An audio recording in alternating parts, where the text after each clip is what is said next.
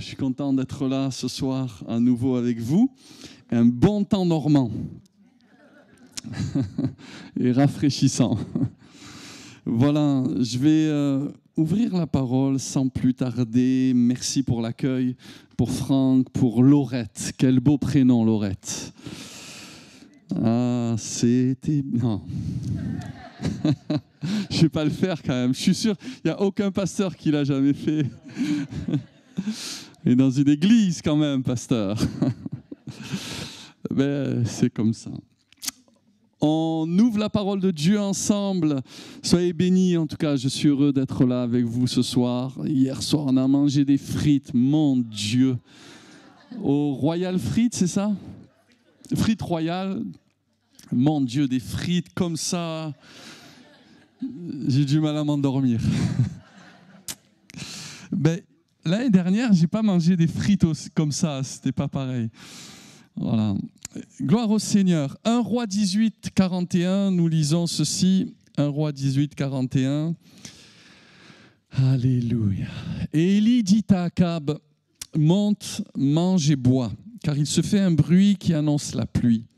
Akab monta pour manger et pour boire, mais Élie monta au sommet du Carmel et se penchant contre terre, il mit son visage entre ses genoux. Et dit à son serviteur, monte, regarde du côté de la mer. Le serviteur monta, il regarda et dit, il n'y a rien. Élie dit 7 fois, retourne. À la 7e fois, il dit, voici un petit nuage qui s'élève de la mer et qui est comme la paume de la main d'un homme. Élie dit, monte, et dit à Akab, attelle et descends afin que la pluie ne t'arrête pas. En peu d'instants, le ciel s'obscurcit par les nuages et le vent s'établit et il y eut une forte pluie. Akab monta sur son char et partit pour Jisréel. Et la main de l'Éternel fut sur Élie qui se saignit les reins et courut devant Akab jusqu'à l'entrée de Jisréel. Amen. On peut lire également dans Jacques, au chapitre 5, au verset 17, dans le Nouveau Testament. Jacques, chapitre 5, verset 17. Et il est écrit ceci, Élie était un homme de la même nature que nous. Il pria avec instance pour qu'il ne plût point, et il ne tomba point de pluie sur la terre pendant 3 ans et 6 mois. Puis il pria de nouveau, et le ciel donna de la pluie, et la terre produisit son fruit. Amen. Je me recueille, nous nous recueillons pour que le Seigneur bénisse maintenant sa parole. Seigneur, merci pour ta parole, elle est bénie, mais nous te prions, Seigneur, de nous bénir ce soir au travers d'elle, qu'elle puisse porter un fruit jusqu'en vie éternelle dans notre cœur et au travers de nous, dans le nom précieux et dans le nom glorieux de Jésus. Amen. Est-ce que vous croyez que Dieu exauce la prière ? Je crois que Dieu exauce vraiment la prière. Quand je suis arrivé sur l'église de Saint-Étienne-du-Rouvray, nous avons, comme vous, débuté un projet et par la grâce de Dieu, vous avez une belle assemblée. Et nous étions dans une salle qui pouvait accueillir à peu près 100-150 personnes. Et Dieu nous a vraiment bénis, on prié pour la croissance et Dieu a envoyé des âmes par brochette de 40 personnes. Et on est passé à un culte, à 2 cultes, à 3 cultes. Et dans le même temps, Dieu m'a donné faveur auprès de la mairie qui était fermée depuis des décennies. Et le maire m'a dit, quand il m'a vu pour la première fois, parce que j'ai une belle petite bouille de Marseillais, non, c'est pas ça. C'était un maire communiste, et c'est toujours d'ailleurs. Mais ce maire a eu à cœur de m'accompagner dans un projet de construction et il nous a mis un terrain à disposition qui coûtait très très cher et on a monté un projet à peu près à 2 millions, 2,5 millions. Et bien sûr, nous n'avions pas l'argent au départ, donc on a prié, on a réfléchi, on a construit, on a commencé à vouloir construire et puis on s'est engagé dans un crédit de plus de 15 ans avec plus de 880 000 euros de traite, etc. Mais je peux rendre témoignage que Dieu est fidèle. Et quand je vous dis que Dieu est fidèle, c'est que Dieu a tellement béni son Église que nous avons eu 1 million d'euros de dons. 1 million d'euros de dons et j'ai pu payer l'église comme ça. Et par la grâce de Dieu, quand on prie, frères et sœurs, ce qui devait prendre 15 ans, peut-être 20 ans de crédit, de milliers d'euros à rembourser en 2 ans, alors qu'on a fait le projet et l'église s'est bâtie en 9 mois, l'architecte disait « j'ai jamais vu ça ». La grâce de Dieu s'est manifestée et on a honoré notre crédit. Et je me rappelle de ces moments de prière avec l'église, on demandait « Seigneur, c'est ta maison ». Tu as dit, je bâtirai mon église et les portes du séjour des morts ne prévaudront point contre elle. L'église a l'avantage sur le monde des ténèbres. L'or et l'argent sont à Dieu. Alléluia. Dieu est fidèle. Amen.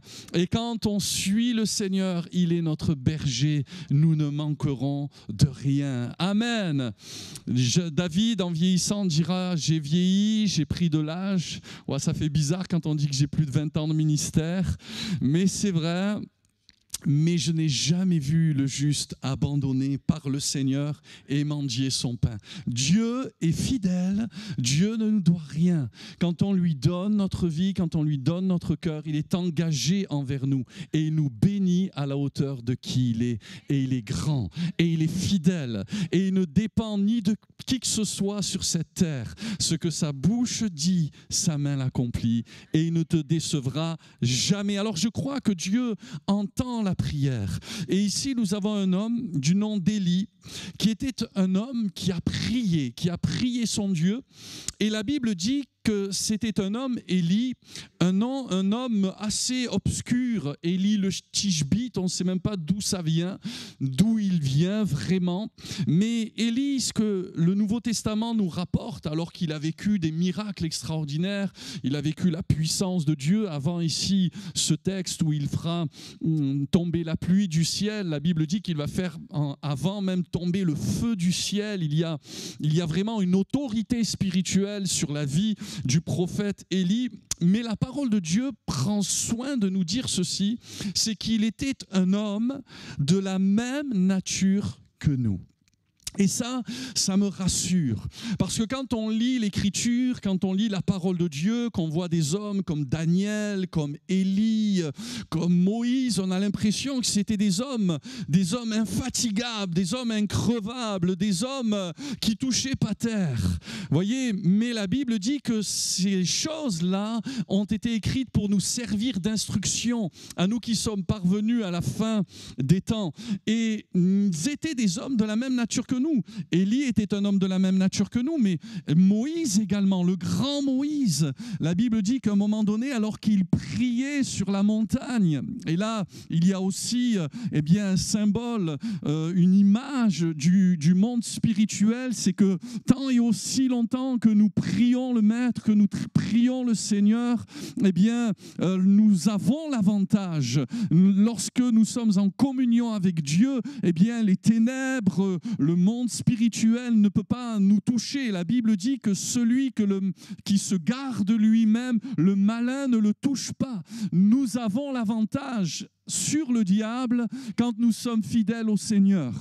Et les seules fois où le diable a l'avantage sur nous, lorsqu'on baisse les bras parce qu'on est fatigué, la seule fois où le diable a l'avantage, c'est peut-être parce qu'on lui donne accès, c'est peut-être parce qu'il y a des portes ouvertes qui doivent être fermées et par conséquent, vous savez qu'il est écrit, ne donnez pas accès au diable. Nous devons veiller sur notre cœur, nous devons rester dans l'obéissance, avoir un cœur de grâce, un cœur de pardon, et l'apôtre Paul dira aux Corinthiens, afin de ne pas laisser à Satan l'avantage. Parce que quand il y a du non-pardon, quand il y a de la rancune, quand il y a des choses comme cela dans notre vie, ce sont autant de portes, la colère, etc., autant de portes que nous ouvrons à l'adversaire pour que l'adversaire puisse nous dominer et nous rendre une vie minable et misérable. Élie donc était un homme de la même nature que nous, c'est-à-dire un homme fragile déjà sur le plan physique, mais aussi sur le plan moral et psychologique, je dirais.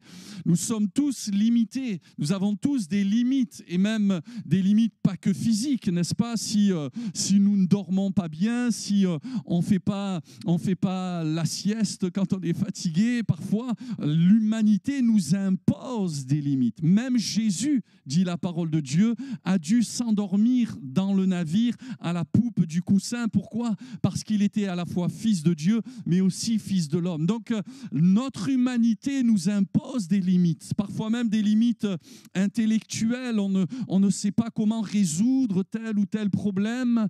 On ne sait pas comment faire, comment nous allons nous en sortir. Alors, on calcule, mais on n'y arrive pas parce que ça nous dépasse, parce que c'est trop haut, c'est trop grand, c'est trop loin, etc. Et puis, il y a des limites psychiques, des limites psychologiques. Je vous ai partagé hier soir mon témoignage rapidement, comment quand je suis arrivé sur Lyon, toutes ces angoisses qui m'ont dévasté. Je pensais même arrêter le ministère, mais la main de Dieu s'est posée sur moi et par sa puissance et par sa grâce, j'ai pu reprendre le chemin de la foi. Et quand il est dit un homme de la même nature que nous, dans le livre de Jacques, il est dit un homme de sentiments, d'affection semblables, qui a les mêmes sentiments que nous.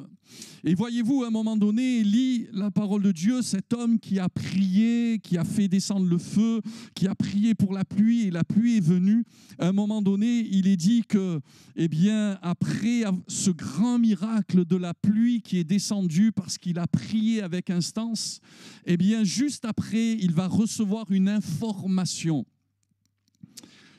La Bible dit que le juste ne craint pas les mauvaises nouvelles. Mais parfois, soyons honnêtes, soyons vrais. 5 minutes. Non, soyons vrais tout le temps.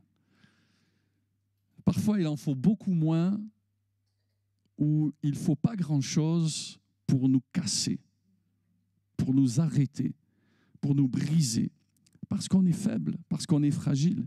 Et la Bible dit qu'il va recevoir une information de Jézabel.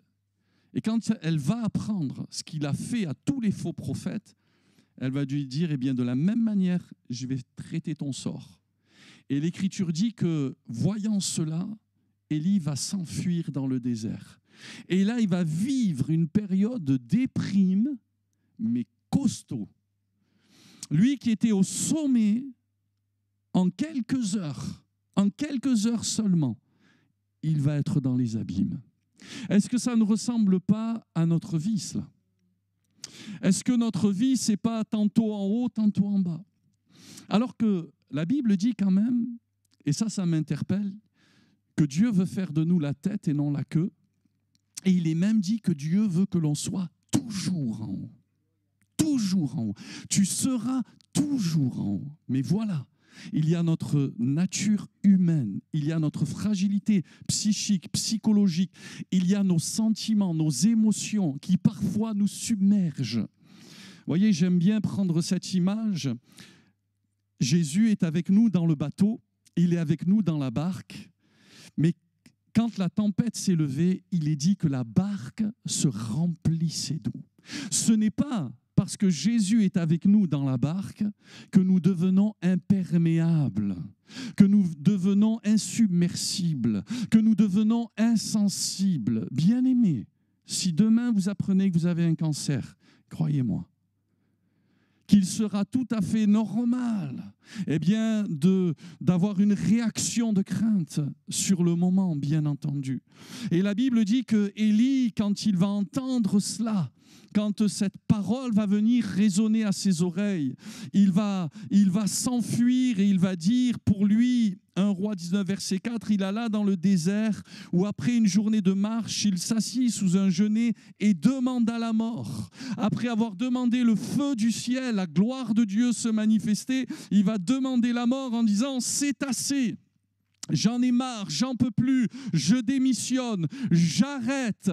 C'est trop difficile l'œuvre de Dieu, c'est trop difficile la vie chrétienne. Ils sont où les miracles? Elle est où la gloire de Dieu? Je n'en peux plus. Peut-être que tu es là ce soir et que tu dis au fond de ton cœur, je vais abandonner l'église, je vais arrêter les réunions, je vais arrêter de venir ici parce que c'est trop difficile la vie chrétienne. C'est pas pour ça que j'ai signé, c'est pas pour me prendre des coups, c'est pas pour voir le vent contraire. Eh bien, j'aimerais te dire, oui, c'est pour ça. Oui, c'est pour ça qu'on a signé. Suivre Jésus, c'est une vie de lutte, c'est une vie de combat, c'est une vie d'adversité, c'est une vie où on renonce à soi-même, c'est une vie où on porte notre croix, c'est une vie où on peut même mourir martyr. C'est une vie qui coûte quelque chose. Ça coûte quelque chose de suivre Dieu, ça coûte quelque chose de marcher pour Dieu, ça coûte quelque chose de servir le Seigneur. Ça coûte quelque chose. Si ça ne coûte rien, ce n'est pas agréable au Seigneur. Ça doit coûter nos priorités, ça doit coûter notre confort, ça doit coûter tout ce que nous avons pour suivre le Seigneur. C'est assez, il dit. Maintenant, Éternel, prends mon âme, car je ne suis pas meilleur que mes pères. Mais ce que j'aime chez le Seigneur, c'est sa psychologie, c'est son amour, c'est sa grâce, c'est sa tendresse. Le Seigneur sait que le chemin est difficile. C'est pour ça qu'il nous envoie des anges. C'est pour ça qu'il parfois il nous donne des cadeaux. Il nous fait des gâteaux. Il nous bichonne parfois, le Seigneur. Parce qu'il sait que la vie est dure. Oui, la vie est dure. J'aimerais ne pas nous mentir ce soir. Je suis venu vous encourager, mais en vous disant la vérité. La vie est dure, bien-aimé. Même si tu suis Jésus, même si tu fais sa volonté, la vie est dure. Mais Dieu est bon. La vie est dure, mais Dieu est bon et Dieu est fidèle. J'aimerais te dire, bien-aimé, de tout mon cœur, Dieu est bon. Chaque matin, il renouvelle ses tendresses, il renouvelle ses bontés. On n'a pas un Dieu dans le ciel qui s'en fiche de nous. Jésus dira, combien de fois ai-je voulu vous rassembler comme une poule rassemble ses poussins, que c'est mignon. Moi, j'ai une petite mimine, j'ai une petite chatte, elle s'appelle Lila, elle est grise, un gris clair avec du blanc un peu partout là-dessous. Et quand je vois cette douceur, je dis, oh Seigneur, tu me consoles par ma mimine. Les chrétiens, ils sont durs, mais ma mimine, elle est gentille.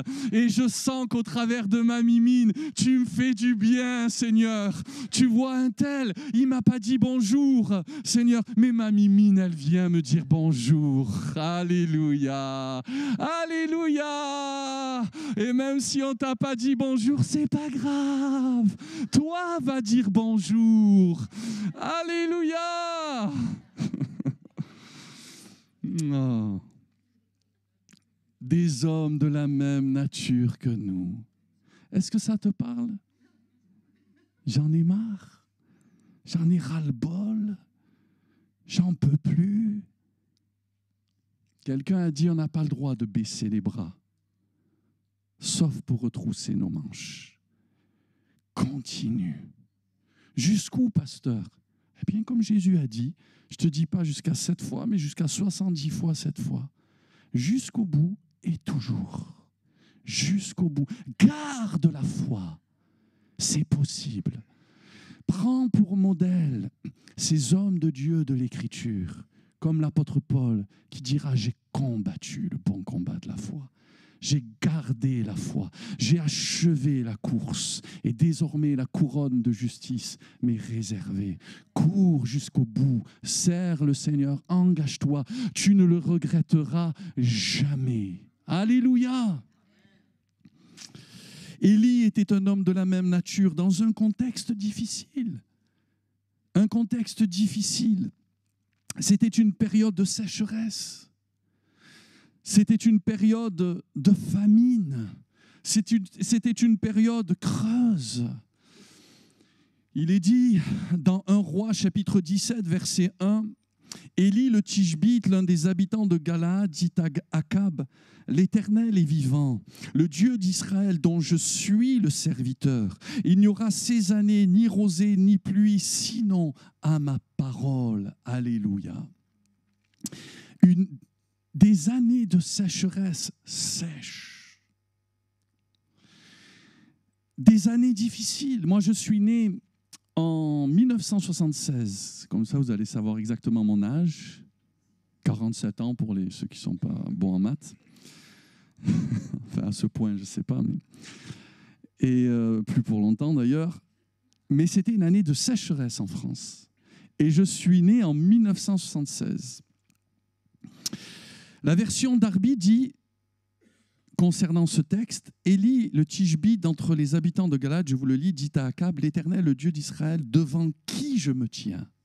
Je préfère cette traduction qui est, second dit, « dont je suis le serviteur », mais Darby est plus littéral et il dit, « devant qui je me tiens ?»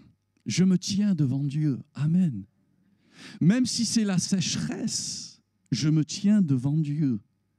Je ne peux pas me tenir devant les hommes si je n'ai pas appris à me tenir devant Dieu.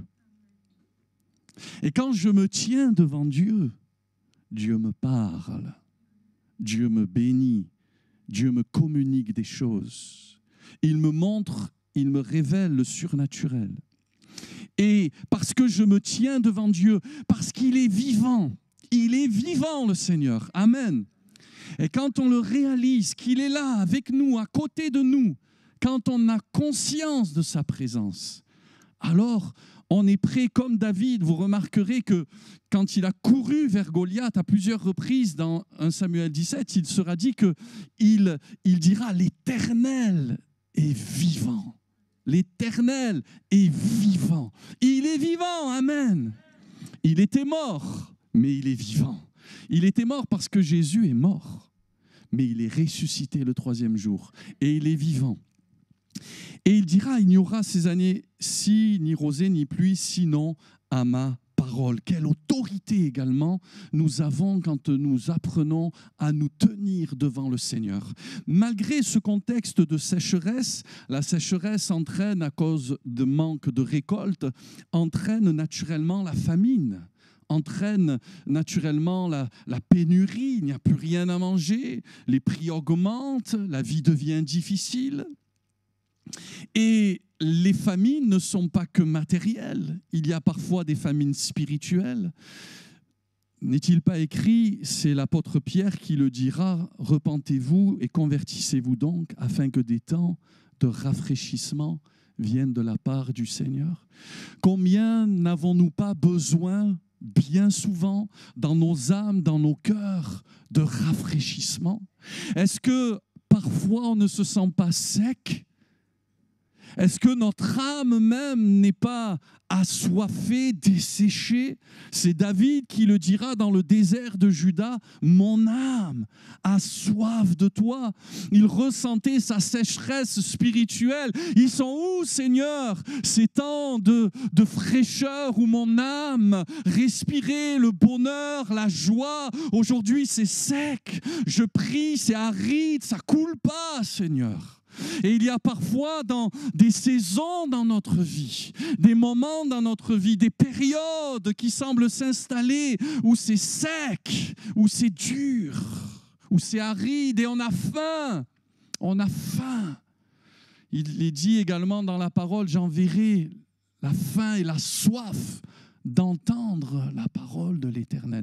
Non pas une famine naturelle, mais la faim et la soif d'entendre Dieu me parler, de l'entendre me parler clairement. Vous savez, l'homme ne vit pas de pain seulement, mais il vit de toute parole qui sort de la bouche de Dieu. J'ai besoin que Dieu me parle. Il est dit que Dieu parlait avec Moïse comme un homme parle à son ami. Littéralement, c'est du bouche à bouche. C'est Dieu qui lui parlait, qui mettait quelque chose dans son âme, dans son cœur. Moïse n'était pas sec. Certaines famines, bien-aimés, sont le résultat de certaines désobéissances. Pas toujours. Mais en l'occurrence, en cette période-là, le peuple, vous le savez, s'était éloigné de Dieu. Et parfois, il y a des famines dans nos vies parce qu'il y a des choses dans nos vies qui ont pris la place du Seigneur. Ou alors, on pense croire, comprendre les choses et on se trompe.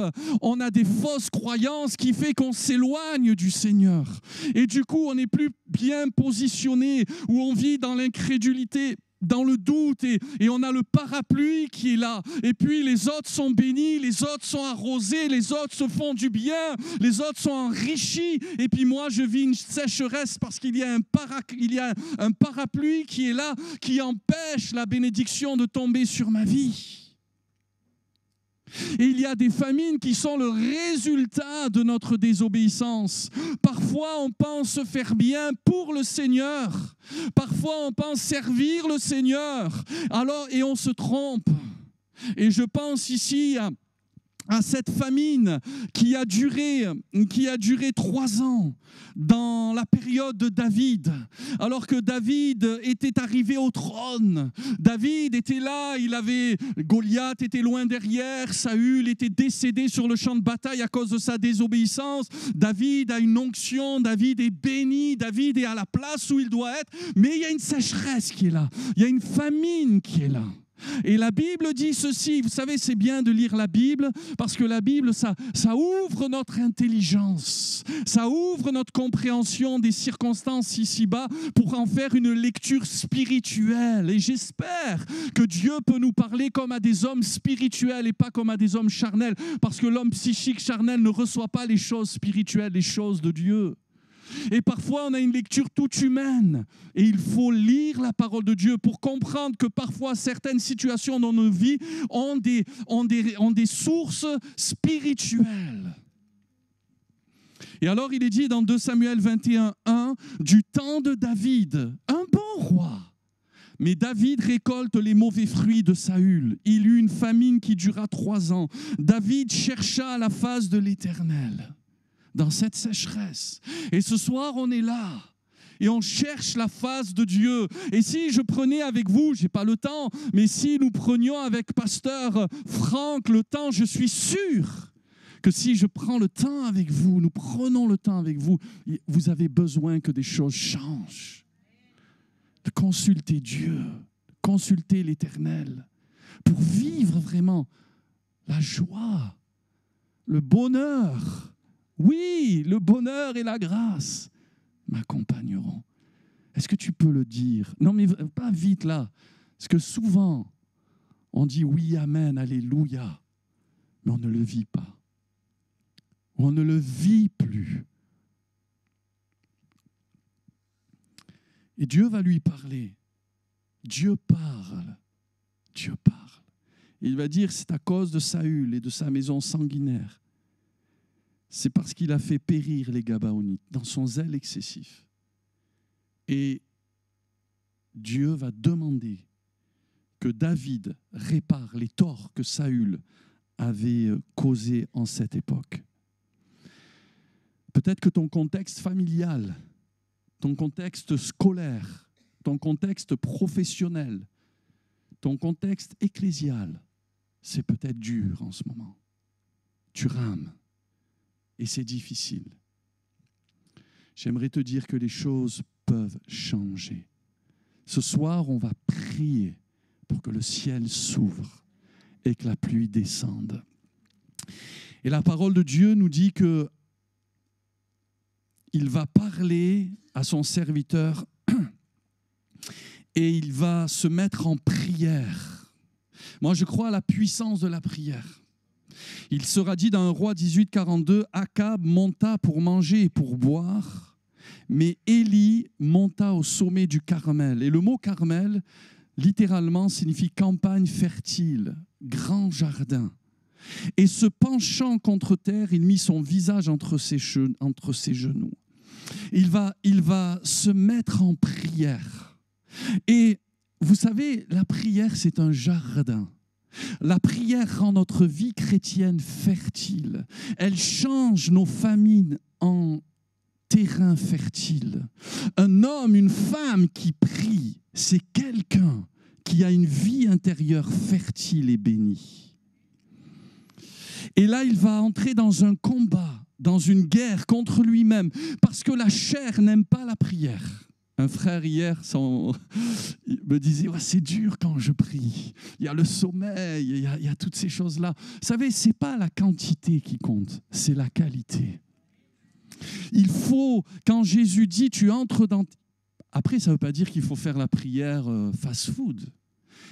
Il faut prier jusqu'à ce qu'on prie. Parfois, ça prend du temps. Parfois, il faut chercher vraiment la face de Dieu. Mais ce que je veux dire ici, c'est qu'il va se mettre en prière sérieusement. Ce n'est pas la petite prière d'avant le repas, vite fait, bien fait, pour apaiser sa conscience. Il va entrer dans une lutte et cette position, moi je ne peux pas la faire, mais il va mettre sa tête entre ses genoux. En réalité, c'est comme une femme qui accouche. Parfois, il y a les douleurs de l'enfantement. Il y a des choses qui se réalisent. Il y a des changements qui ne peuvent prendre place que parce qu'il y a des hommes et des femmes qui vont intercéder de toute leur force, de tout leur cœur, qui vont combattre le bon combat, qui vont combattre leur chair, qui vont combattre les puissances de ténèbres. La Bible dit, nous n'avons pas à lutter contre la chair et le sang, mais contre des principautés, contre des autorités, contre des dominations. Il y a des géants dans l'invisible et il faut canarder, mes bien-aimés. Il faut envoyer des flèches de délivrance. Il faut lutter jusqu'à ce qu'ils tombent, jusqu'à ce que la saison passe à une autre saison. Alléluia! La prière, c'est un service. La prière, c'est un champ de bataille. La prière, l'apôtre Paul dira qu'il priait avec une extrême ardeur. C'est la prière fervente du juste qui a une grande efficacité. Alléluia. Sa prière est une prière persévérante, pas d'incrédulité, mais il va prier jusqu'à 7 fois. Il faut de la persévérance. C'est une chose de commencer la vie chrétienne. C'est une chose de commencer en feu, mais c'est autre chose de finir en feu. C'est mieux, la Bible dit que la fin d'une chose vaut mieux que son commencement. Amen. Et la Bible dit qu'il va jusqu'à 7 fois, il va envoyer son serviteur. Et c'est à la 7e fois, il a fallu de la foi. Élie est dans la foi. Élie a la conviction. Il entend un bruit, il entend un son. Et moi, je prie et je dis, Seigneur, j'entends le son du réveil pour l'église de Ransard. J'entends le son de la pluie du ciel qui vient. Je sens la bénédiction de l'Éternel qui n'est suivie d'aucun chagrin. Je déclare, je proclame que la sécheresse sèche et terminée dans le nom de Jésus. Tu vas passer à un autre niveau. Tu vas entrer dans la présence de Dieu. Tu vas être béni encore et encore et encore et encore. Alléluia. Va, attends le petit nuage. Et s'il y a quelques petits signes, crois, fais confiance à Dieu. Ne parle pas le langage des incrédules. Parle le langage de la foi.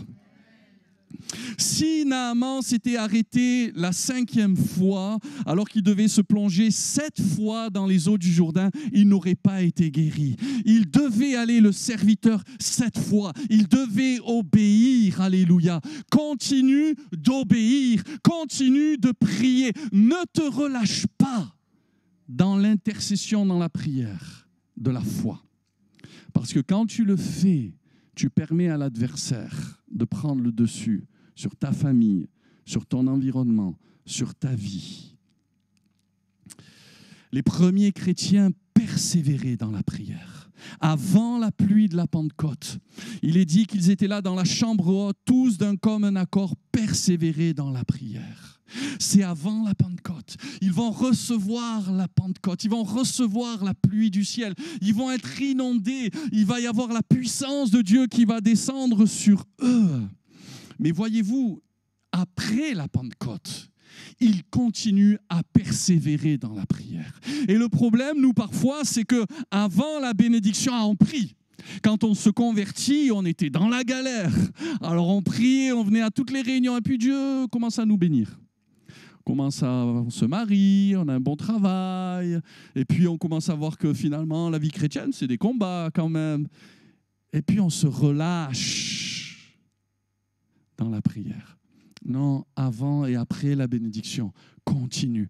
Parce qu'avec Dieu, il y a toujours plus. Avec Dieu, il y a toujours mieux. Avec Dieu, il y a toujours des âmes à gagner. Il y a toujours des rendez-vous divins. Il y a toujours des œuvres que Dieu a préparées d'avance afin que nous les pratiquions. Et après la Pentecôte, il est dit, il persévérait encore dans l'enseignement, dans la communion, dans la fraction du pain et dans les prières. Combien de fois nous sommes exhortés à persévérer dans la prière. L'apôtre dira dans Romains 12, 12, « Réjouissez-vous en espérance, soyez patients dans l'affliction, persévérez dans la prière. » Éphésiens 6, 18 dit « Faites en tout temps par l'Esprit toutes sortes de prières et de supplications. Veillez à cela avec une entière persévérance et priez pour tous les saints. » Mais vivons-le comme ce jardin fertile du Carmel. Vivons-le comme cet élément bénissant. Prenons plaisir à nos rendez-vous de prière. La Bible dit « Persévérez dans la prière », Colossiens 4, 2. « Veillez-y avec action de grâce. » Alléluia. Et la pluie du ciel va descendre. La Bible dit, 1 Roi 18, 45, « En peu d'instants, le ciel s'obscurcit par les nuages, le vent s'établit et il y eut une forte pluie. Akab monta sur son char et partit pour Jisréel, et la main de l'Éternel fut sur Élie, qui se saignit les reins et courut devant Akab jusqu'à l'entrée de Jisréel. » Amen et amen. Bien-aimés, persévérons dans la prière. Ne nous relâchons pas. Je sais que vous êtes une église de prière.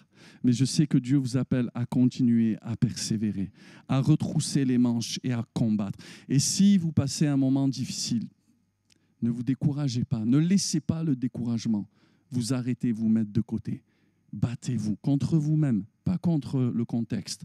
Le contexte, il n'y a que Dieu qui peut le changer. Battons-nous contre nous-mêmes.